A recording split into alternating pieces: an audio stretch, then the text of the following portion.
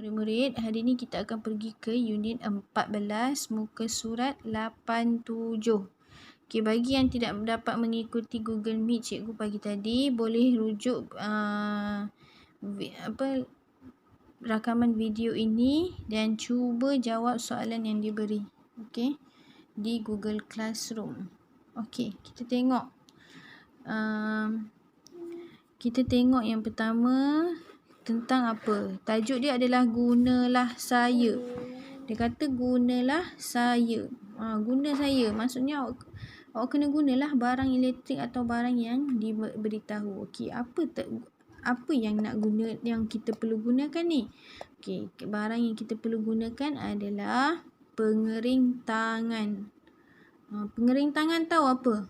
Ada macam-macam jenis pengering tangan kan, tapi kita merujuk kepada pengering tangan yang mesra alam, yang lebih moden. Ada banyak jenis pengering tangan. Tisu pun boleh jadi pengering tangan, betul tak? Kain lap pun boleh jadi pengering tangan. Tapi kita nak rujuk kepada bahan yang mesra alam, yang tidak perlu yang tidak ada apa-apa yang sisa buangan. Kalau tisu kita guna, lepas guna dah kering, kita kena buang kan, dan bila tak buang boleh jadi pencemaran, kawasan jadi kotor. Ada orang tak bertanggungjawab, dia buang saja tisu merata-rata. Jadi itu tak mesra alam. Jadi apa barang yang mesra alam sebagai pengering tangan? Semua orang pernah tak tengok mesin ni? Sila gunakan pengering tangan. Kenapa kita nak kena gunakan pengering tangan? Supaya tangan lebih bersih kan? Okey, ini contoh pengering tangan yang biasanya kita jumpa di mana? Di tandas awam. Okey, di tandas awam pengering tangan ni. Kalau ada dekat rumah awak, wah, mungkin awak orang kaya lah. Tapi cikgu pun tak tahu berapa harga pengering tangan, mesin pengering tangan ni kalau kita nak buat kat rumah. Biasanya pengering tangan ini kita gunakan di tandas-tandas awam. Biasa sangat kita jumpa dekat Aeon kan. Mungkin dekat Tesco ke, dekat KL. Dekat Menara KLCC kan. Okey, cuba kita tengok apa fungsi pengering tangan ini. Semua orang boleh tengok di petak warna merah jambu ni. Pertama, dia kata pengering tangan ini adalah mesra alam. Apa maksud mesra alam? Mesra alam ini maksudnya dia tidak merosakkan alam. Dia tidak boleh menyebabkan berlakunya pencemaran alam. Tak adalah jadi busuk ke, atau tak adalah jadi sampah buang merata-rata. Okey. Yang kedua, mengurangkan penggunaan kertas tisu. Kertas tisu tahu? Tisu yang awak gunalah untuk lap muka, untuk awak kencing. Okey, untuk lap apa-apa saja. Tisu warna putih, ada merah, ada pink, ada. Okey, biasa kita guna tisu warna putih lah yang awak lap mulut. Okey. Okey. Yang ketiga adalah mengurangkan jumlah sampah. Dah kalau awak tak guna kertas tisu ni, okey, dan awak pun tak buang kertas tisu ni dalam tong sampah dengan jumlah yang banyak, maka dapat kurangkanlah jumlah sampah. Okey, sebab tisu ni bila awak dah guna, boleh guna lagi ke? Tak boleh kan?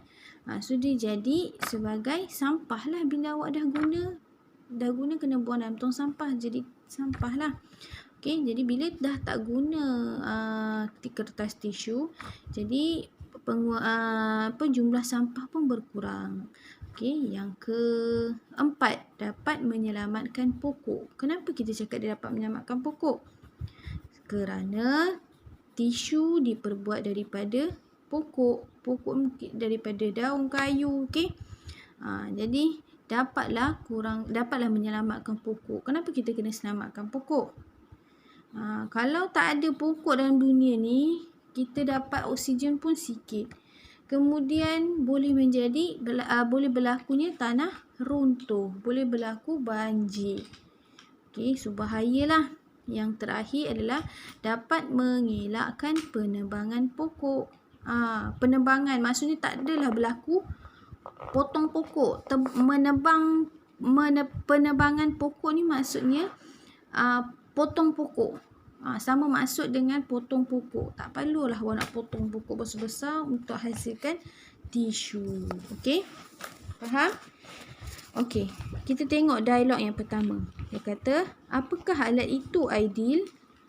Dia tanya dekat Aidil. Chun Han tanya dekat Aidil, apa ni? Ini alat apa ni? So, Chun Han, ini alat pengering tangan.